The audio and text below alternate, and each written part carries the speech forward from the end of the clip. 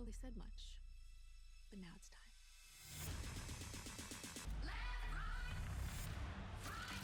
The only reason the door was open to me was because It was very, very intense. But you guys were demanding it. And so we kept pushing more. why are we filming this? And more. And more. Shaming, we not thin enough. Get crazier and crazier. Going to get a medical procedure. There is a line that I feel was crossed. It's wrong, and It's a TV show to you guys. I realized Tyra would do anything. For you, we were all rooting for you. World was.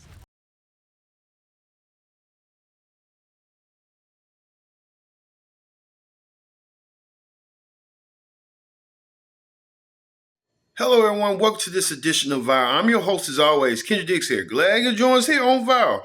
We talk about America's Next Top Model, judges, expose and tell all. They want to get their side of the story at the Tyra Banks exposed docuseries on Netflix. Revealed a whole bunch of stuff that we'll get to. Let's get here right now, here on Viral. We talk about this. Tyra Banks, the executive producer, the creator, the host of America's Next Top Model, had her docuseries on Netflix, and everybody came out of the woodwork, talked about essay, manipulation, and the rest of another stuff that was going on America's Next Top Model. Ratings to increase, but to be sensationalized. But the judges feel like their side of the story wasn't told completely, and they wanted to speak out, so they spoke out on the Sherry Shepherd show, and here's what they had to say. Fans felt that Tyra did not take accountability. It's been a lot of backlash online and everywhere. What should Tyra do? well, wow, yeah. She answered the questions. She should answer the questions that they ask her. I mean, look, I'm not her publicist. Yeah. You know, I'm not sure who her publicist is, but that being said, you know, I think the reality is, and how we approached it, is just to be absolutely honest with it, and it's okay. It's okay to admit that you made a mistake. It's okay to say, I'm sorry. It's okay to go, it wasn't right. And I know that, and we all know that. None of us are perfect. We were trying. There were lots of mistakes. Some things perhaps were even forced errors, right? As in, you know, what happened with Shandy, what happened with various contestants that shouldn't have happened. I remember that day like it was yesterday, watching the show. And Shandy, in the documentary, expressed her pain over a sexual encounter that was filmed. Now, Mr. J, did you ever feel like the show went too far? Well, you know, for me, that Shandy scene was just devastating. She was the girl that in my mind, I was ready for her to win. Right. You know, you even see it in the doc. We're shooting in Verona, and she's winning. She had it. She's winning. She had it. I was in the production office when we got word of what was going down. I was devastated in the moment. And what I'd like everyone to just think about for a minute, because Shandy says this in her interview, she said, someone said, hey, how about the guys come over?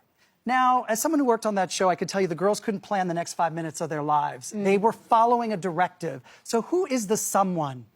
That's the question. I'll leave it out there. I kind of know roughly, but the point is someone presented that. But so Nigel, and being a father of two, did you ever feel like I didn't do enough to protect, or you tried to do as much as you could? Well, I mean, you didn't know about it. I don't know. So that's the thing. Ultimately, as judges, we were actually kept quite sort of separate from what was happening. They wanted that on purpose, so that, you know, their everyday lives sort of played out outside of it, and then we would come to judging and we would just see their best photograph. We would kind of get, you know, they would tell us about what they did. They did a photo shoot, they visited this, they did go-sees.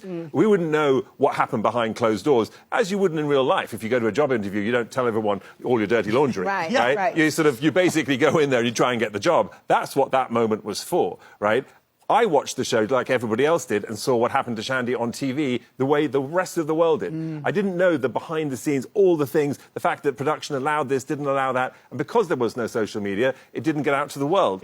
However, watching that now, I don't care whether they signed away the, you know, the rights of their life and to say that the cameras could follow them.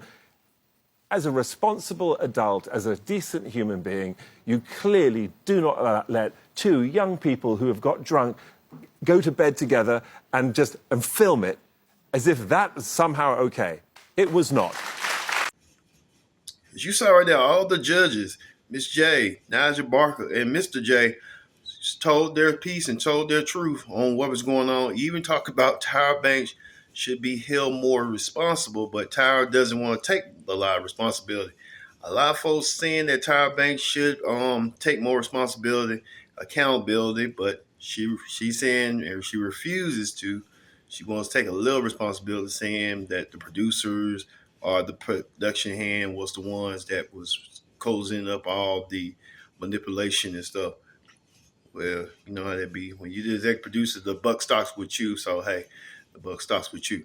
Let's hear what you people had to say. You people had a lot to say. Let's hear what you people had to say on what the people say.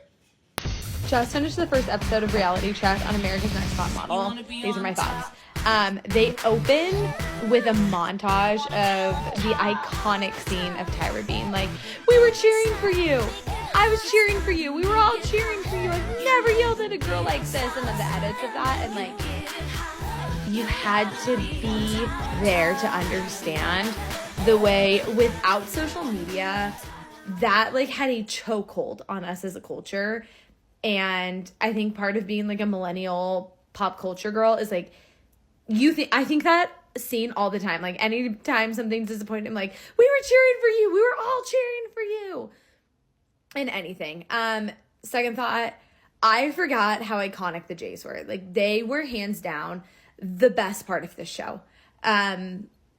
They were so amazing. Season 1, when they brought out the scales and weighed the girls, that was insane.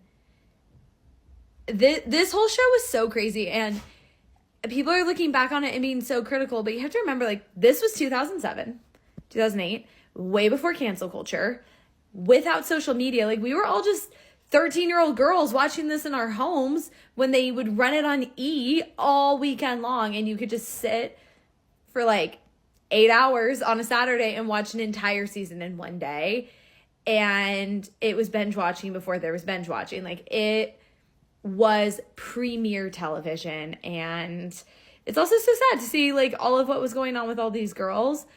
And I'm so curious, like in this social media era, I feel like it would have been like a one and done. They would have done one season, the girls would have been like, "This is what really happened." We never would have had another one.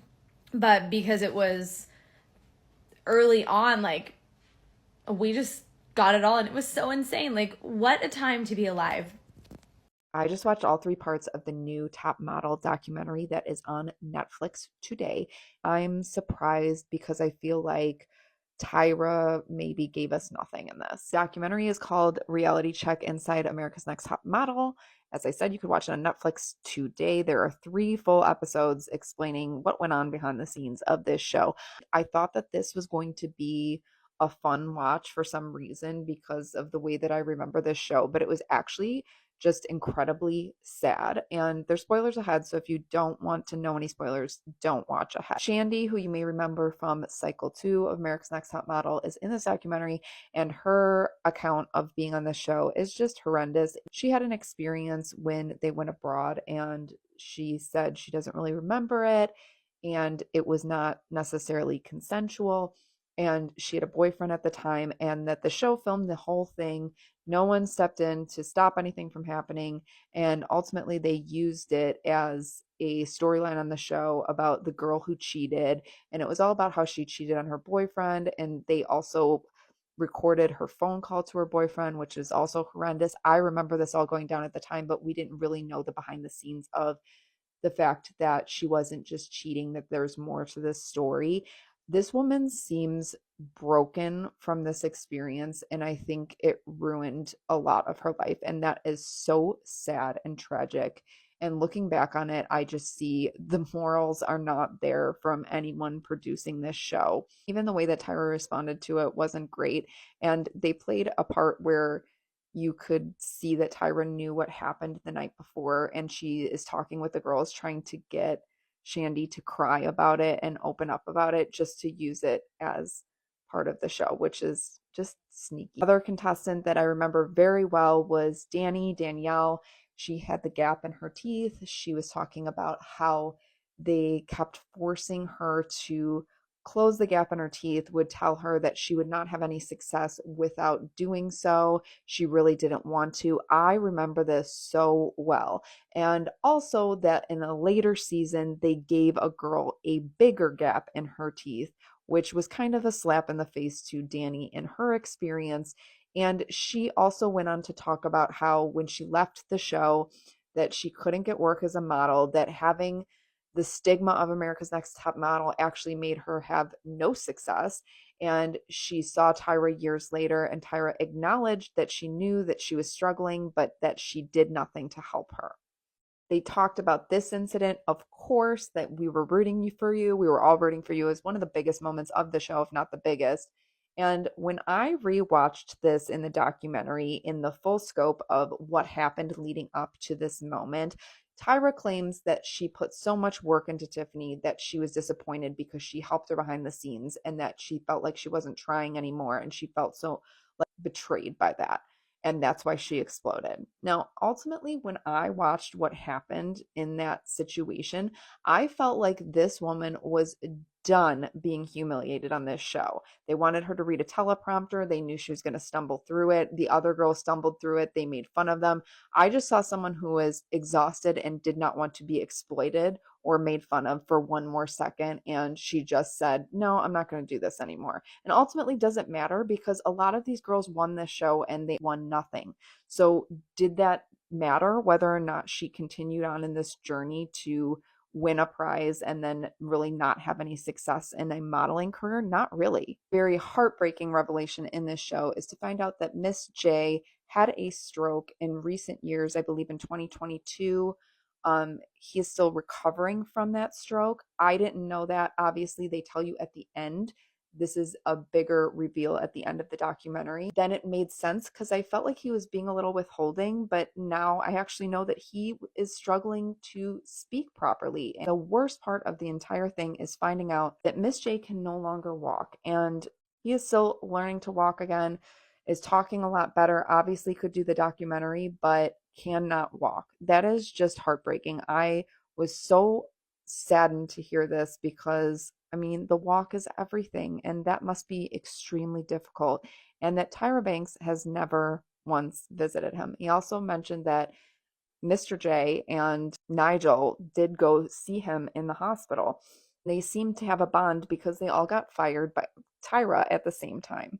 I feel like Tyra gave us nothing in this. I feel like all she did was have calculated answers to every question that just seemed very rehearsed.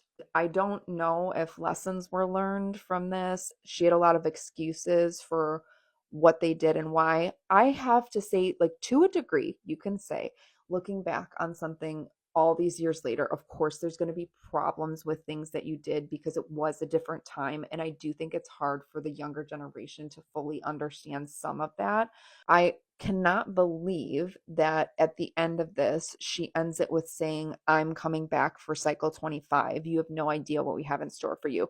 So what she took away from this is that people want her to do Top Model again and that she should bring the show back. These young girls just signed up for a dream that ultimately most of them did not get, even if they won the show, were just exploited for entertainment value, and that's it. And I'm just so sad to hear about Miss J and all the pain that this show caused so many people that participated in it. Okay, I have mad respect for Tyra Banks. She is not sorry. She is not apologizing to you. That bitch is not effing sorry. She will not bend the knee. And I respect that. Well, you want her to lie? Lie and say how bad she feels? Everyone's coming to me and they're like, none of the judges were sorry. Why should they be? They're all loaded. Why should they give a flying, if they didn't give a at the time, they certainly ain't going to give it a now. But mad respect for Tyra, because that's hard to push back on that many people trying to struggle session you. And she's just like, you, and do what I want. And I got to respect that. So I tip my hat, my lady. Keep on being yourself, which is someone who doesn't give a flying shit. Tyra Banks has announced a new cycle of America's Next Top Model, and now this whole documentary makes sense. We recently found out that there was going to be a documentary on the show America's Next Top Model called Reality Check Inside America's Next Top Model, and that the 3-part documentary series would be premiering on Netflix on February the 16th. The Netflix documentary features the host, Tyra, as well as some of the judges, Miss J, Jay, and Nigel, as well as the executive producer, Ken. Just a reminder, Janice Dickinson is not going to be in the Netflix America's Next Top Model documentary because she's going to be appearing in E's documentary about America's Next Top Model, which will premiere on March 11th. In the Netflix documentary, we're also going to be hearing interviews from past contestants. I also want to add Joni here because she did correct me that she is in the Netflix documentary. And Kenya will appear in both the Netflix and the E! America's Next Top Model documentaries. Now, when Netflix dropped the trailer for the documentary, people were like, okay, maybe this is Tyra, Ken, the show, taking accountability and ownership for the toxicity that the show was. That was the thought until the part in the trailer where Tyra was like, I do admit we did take it too far, but the audience demanded more, basically shifting blame to the audience.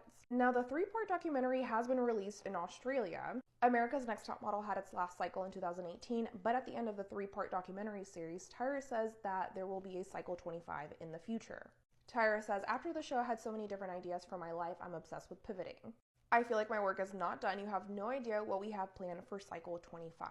Do I regret making that girl chop her own hand off? Of course I do. Of course I do. Do I say it differently now? Of course I do. 2020 vision in hindsight, of course I wouldn't make her do that. But you guys made me do that. That's what I'm saying. It's reality TV. You guys would have been more mad at me if I didn't make her do that. You see what I'm saying? My hands were tied. Okay, production said, you have to do this or the show is canceled.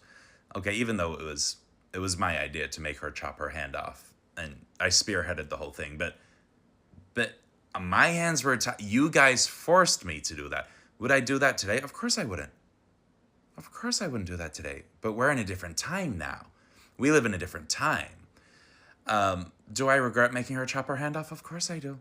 Would I take it back? Yeah. I watched the America's Next Top Model documentary so you didn't have to, and all you need to know is there was no apology in sight. The documentary starts with that viral clip of Tyra yelling at a girl, saying, when my mother yells like this, it's because she cares, which perfectly frames how on this show, abuse is disguised as care, and if I'm treating you badly, it's because it's your fault.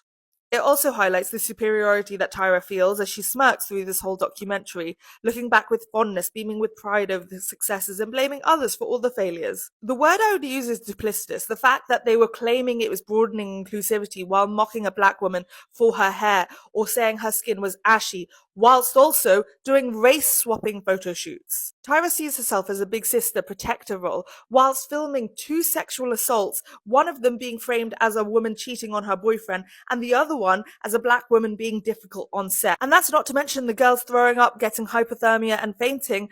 All the while, the EP is saying, oh, well, that's what makes good television. On one hand, Tyra calls out Janice, saying that's why women are going bulimic in this industry. And then on the other, she's telling a woman that she has a wide ass. On her own talk show, she's slamming the people who body shame her, whilst also on the show telling women they're eating too much and need to remove the bread from their burger. But don't worry, she included the first plus-size model, at a size 6, in a world where 3-year-olds are more scared of being fat than losing both their parents, cancer and war. That's not an exaggeration, it's a statistic. This show was not only responsible for the eating disorders of the contestants on the show, but every person watching who watched this size 6 woman be told she was fat over and over again. They claim to be changing the industry, but the makeovers conform to the industry, altering any points of difference, but ultimately sending the message that whatever you look like is wrong and needs to be changed. One season, they close someone's tooth gap. In another season, they create a tooth gap. It doesn't matter that multiple contestants got left with huge dental issues as a result of this, because beauty is pain, and if you're not willing to endure it, you don't want it bad enough. Tyra knew the industry and she perpetuated it. Rather than healing from the discrimination she faced, she made sure these contestants endured it too, because if she had to suffer, so did they. The show succeeded at the detriment of the contestants, and the entertainment came at the expense of them. I've always believed that money, fame, and power don't create evil. What it does is exaggerate what's already there. So the success didn't create a monster in Tyra, it just exposed it. They can keep saying this show was a product of their time, but starving your contestants and only prying them with alcohol so they get really drunk and create drama was not ethical back then either. Nor was deliberately picking young and vulnerable contestants and selling them a dream knowing that there was such a heavy stigma for reality TV at the time. So yes, they signed up to it, but no one knew what they were signing up to. And even when they tried to leave, they were coerced into staying. It seems like Tyra is still very proud of the legacy she's left behind. Let's break down the America's Next Top Model documentary. We got a lot to get through. I do think that a lot of the things that were portrayed on the show were a direct reflection of the times. And in some cases, although the comments and the treatment of the contestants wasn't great, I do think that they were getting a sanitized version of what the fashion industry was like back then. For example, Giselle crying, saying that, she didn't feel like she was good enough, she didn't feel like she was going to make it. The sad reality of that is that it was perhaps true. It is an extremely competitive industry and a lot of girls don't make it. Now, I agree with Danielle in that I think Tyra's intentions started off well. I don't think they stayed that way. I do think that the network put pressure on her, but I think that ultimately Tyra just cared more about her success than the well-being of any of these women. Now, where things start to get really ugly is that they are pushing these women to their emotional, mental, physical limits while they make millions, and then these girls have to go back to Walgreens. And it's like, if you were actually going to get them opportunities after the show, it would be different. But y'all did not. Regarding Shandy's episode, it goes without saying that if somebody is blackout drunk, they cannot consent. Although where things get complicated is that if both people were severely intoxicated, then determining what was actually happening in that moment might not have been as clear cut for the crew. So yeah, if they believed that she was so intoxicated that she didn't know what was happening, they absolutely had a duty of care to intervene. But we don't know what they believed in that moment or what either of the parties had told them. And yeah, I think if the guy involved was too drunk to determine her incapabilities, then branding him as a rapist is dangerous. What is inexcusable though is that they saw her in extreme distress the next day, and instead of protecting her like they had the obligation to, they filmed it. And they filmed the phone call, and the next day they continued to mine her for more drama. And Tyra knew that she was in emotional distress, whether that was from guilt or confusion.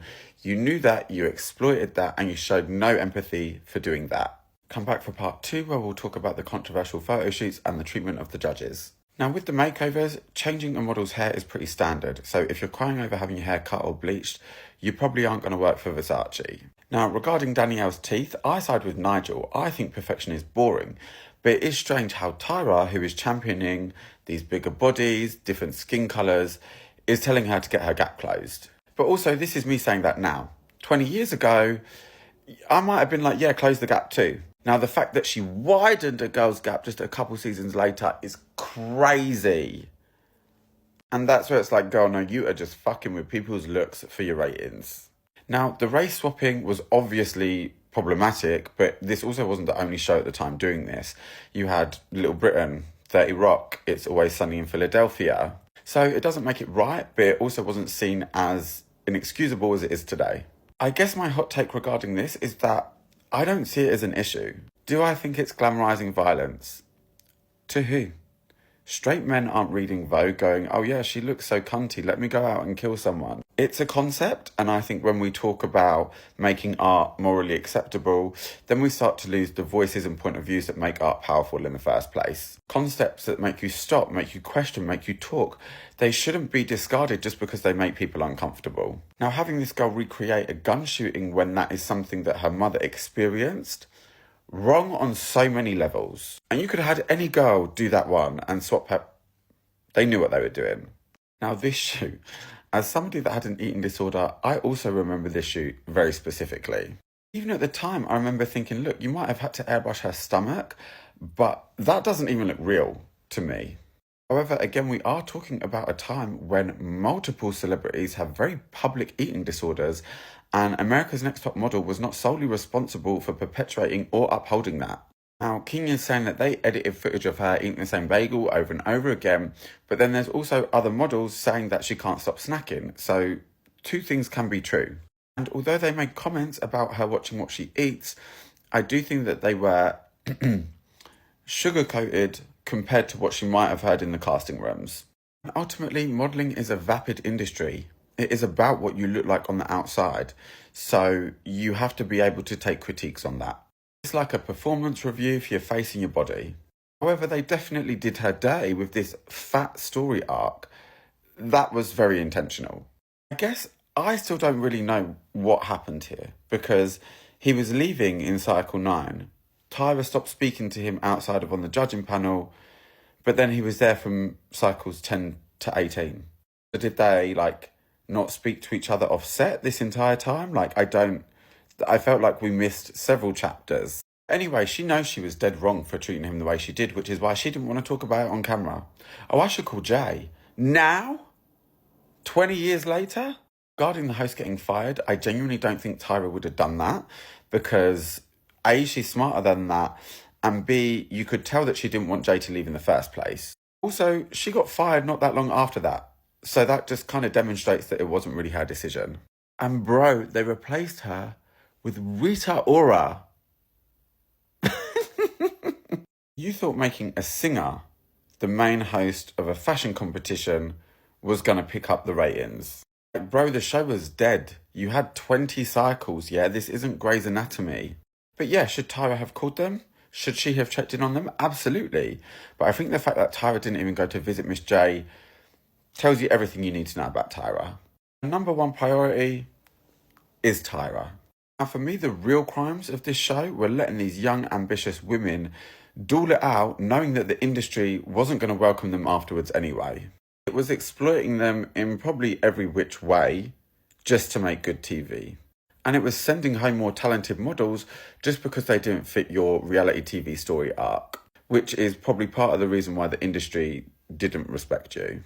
Netflix definitely was not using this documentary to make you like her. But first, my name's Jock, and if you're ever running out of things to watch, I got you. America's Next Top Model premiered in May of 2003. I was in the 3rd grade, never missed an episode for 15 seasons. I grew up in this era of reality TV, and Tyra was like top 3 for me. I say all that to say Netflix is not letting up on her in this documentary. Without giving away a single spoiler, I will say the documentary does a very good job of going into how the show got started as far as like Tyra's background, into the show being a success it was, and everything that happened post. And if you watch the show, they do pull a lot of girls who are recognizable. Not everyone is going to be in here. It was a 24 season series, but the girls they do pull are girls that you will notice and you will remember. But the thing is, Netflix asked her and went through everything that happened. I mean, every single questionable moment Tyra had. We're rooting for you, all of the eating disorders, the blackface photo shoot. I do mean all of it. And while Tyra definitely has a seat and chair to explain her side of things, Netflix not letting up on her. And neither are these judges. Jay Manuel, Miss J, and Nigel Barker are all up and through this documentary. And they've broken ties with Tyra for a while now, and they're not holding back. They are not holding back a lick of how they felt about things that were going on, about things that happened, how girls were treated, everything. And I mean, Miss J is still as shady as ever and shading Tyra to the very last minute. The show did start out with good intentions, but it quickly lost the plot here. We quickly lost the plot here, Tyra. And one thing I learned about Tyra is that she is okay with playing the game. My girl will play the game. But Netflix did their thing with this one. You think you're about to get a biased version of America's Next Top Model? You are not. You are not. Danny, Whitney, Joni, they are going into details about their true experiences on this show. And you can't deny, it was the 2000s, but it was also a shit show. It was an absolute shit show.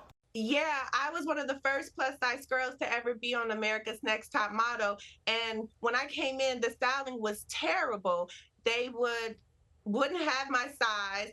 They would pull out my clothes last. I wouldn't even have a rack. All the girls would have racks of clothes. They would have options. And it was like, here, this is what you're going to wear. I remember even when we did a shoot for La Perla, we had to do the lingerie. There was nothing in my size. I can't fit their bras, their underwears. I had to wear a robe. And I don't even know if the robe was the correct size, right? I think I was busting out of the robe. And then it was that time where the stylist pinched my back.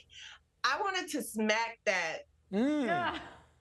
Fill in the blank, however way. What do you mean? What do you say he pinched you? You mean he pinched your? No, she pinched me. She pinched me on my back, and then we got into it because she wants to tell me, do she think she can find a rack of clothes in my size? And I'm like, how Why couldn't you? I wear clothes every single day. I get dressed every day, honey. I'm fabulous every single day.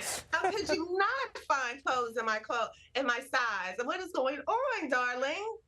America's Next Top Model. It did. It did. Yeah, because that's how the world got to know you. But you launched into your own vessel of entrepreneur, actress, motivational speaker, all of these wonderful things. But it started there. It started there. I cannot stop and thank Tyra enough. Yeah. My career started on America's Next Top Model. Yes, with those amazing women.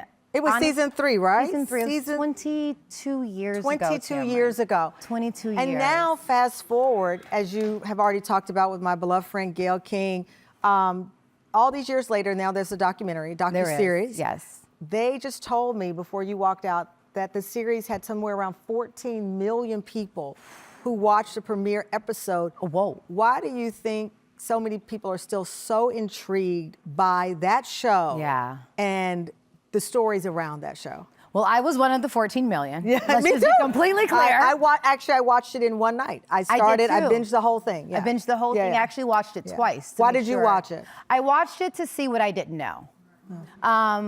Having been the Cycle 3 winner, Season 3 winner of the show, and experienced it in a bias, one could say. I won the show. Yeah. It was very early on. Reality TV didn't even exist as a genre. It was considered docu-series. And so, honestly, no diss, but we didn't even know what we were doing. Yeah. I don't think Tyra fully grasped the idea of what she had created. I don't think that the contestants, along with myself, understood the undertaking that we were going under. And so it was so early on. And I wanted to see what I didn't know. Right. What happened before me, what happened after me. A lot of this, as you know, started a couple of years ago during COVID, when people were binging and rewatching. So some of these analysis had already been trending in the social media world of what people thought had happened on the show. Absolutely. And you have to remember, Tamron, Top Model came out at a time where there was no social media. Yeah. Like everyone had Hotmail email accounts. And everyone was on MySpace. Yeah. Like we barely had sidekicks. So we didn't have this hyperconnectivity of what someone here thought about someone there. There was no true comparison to industry norms. We were learning what industry standards or norms looked like. Well, you weren't, because you weren't executive producer. You were a contestant on the show. I was absolutely so a you're not contestant. involved in the mechanics and the themes and all that. So let me go back to the core of it. You did not participate in this docuseries. I did not. Because did they call you to ask you to participate? They did not. I was not asked by Netflix to be a part of the documentary. Why do you think they didn't ask you? Because you're one of the more famous winners who've come from the show. Thank you very much. I have been, thank God for my fans and for those that have supported me for 21, 22 years. But after watching the documentary, I understood why they didn't have me on the show, because I have a positive outcome from the show, despite the Scarlet Letter, which I give it up to Danny, Cycle 6 winner of America's Next Top Model, drop dead gorgeous, never needed to change anything about her, anything. But that Scarlet Letter, you do wear. I've worn it since day one. It's the reason why I changed my name. So for people who don't know what that means, Danny in the series said that once you win, it became a Scarlet Letter because the industry saw you as a reality star and not as a viable, amazing model or supermodel in the making. And I get that part of it. I guess what I'm circling back to is the intention of the series, right? Yes. It clearly was from their perspective to expose things, but part of it is balance. Yeah. And you would have perhaps been a balance. Created a level of balance. I believe. Do you think Tyra was treated unfairly in this? I think that stories have more than just one side to them. I think that more than one thing can be true at a time. Yeah. So I think that two things are absolutely true. First and foremost, I want to be clear. What I learned and what 14 million plus people saw on the night that it premiered, these are these women's experiences. And there is nothing to be taken away from that at all. Sexual assault, abuse, the idea of leaving with a dream that was unfulfilled. I sympathize with them. I feel for them. And so the beauty of being on a show like Top Model was a peek in a door that was mildly ajar, that I decided to take these Jimmy Choos and kick it open. Right. And so that, I think, is the part that a lot of people miss. I think that that is who Tyra is in this business. She is a woman that was given a slimmer of a chance and went to Paris and made a life of herself. Right. And so that's what she gave us, and what we did with it was up to us. You said that both can be true, right? Yes. You have people who had horrific experiences, and this wasn't just hearsay; it was on tape. No, it was true. No, you can see it on the docuseries. Yeah. But also, what's true is there were people like yourself who did not leave with that experience. No. One of the things I noticed after you broke your silence and spoke to Gail, it seemed like it wasn't enough. No. People wanted more. They almost wanted, I felt when I looked at the comments, you to pile on. It's like, what do they want from Tyra? What more do you want? I am a daughter of 4. I have 3 brothers, and it's just me as a girl. And I can promise you, if you had all 3 of my brothers on this couch raised by both parents, our experience growing up in our home were all different. Yeah. Because we are all different individuals. And maturity in life, 20 plus years later, allows you to take self-inventory, reflect, and then the trauma that was caused to you to learn to heal from. Yeah. And I choose not to walk in my trauma, but walk past it, through it, and be healed. Yeah. Have you reached out to Tyra? Have you spoken to her? I haven't spoken to Tyra since, and for a couple of reasons. I've been in this business for a couple of decades now, and I know how difficult it is to be on that side of the world is against you. I know how it is for your darkest days to be dark, and to even feel like when someone does reach out, question that level of sincerity. So for me, I know that Tyra knows my spirit. She knows my heart. She knows how I have moved through this business since the day I met her. And that rings truer than any words or text or anything I could ever give her. Yeah. My prayers live for her. Tyra Lynn Banks, her mother, her empire. She has done a beautiful job. And this is merely a storm that God had already written that will be over. You had me think. You people did not hold back one bit. You people let it be known by Tyra Banks. Some of you people saying Tyra Banks needs to own up and take responsibility. And some of you saying that Tyra Banks doesn't want to. She wants to forget about that and move on from her past. Well, it's going to be hard to move on when you got a tricky situation like that.